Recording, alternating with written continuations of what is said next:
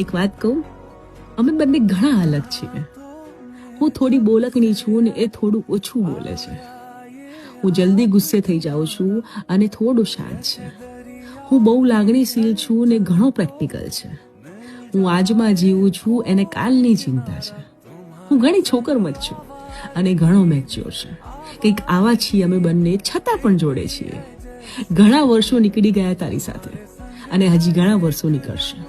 સાંભળ્યું છે લગ્ન એ 7 જન્મોનો સંબંધ હોય છે, પણ લાગે છે તારી સાથે મારા આવા ઘણા જન્મો નીકળશે.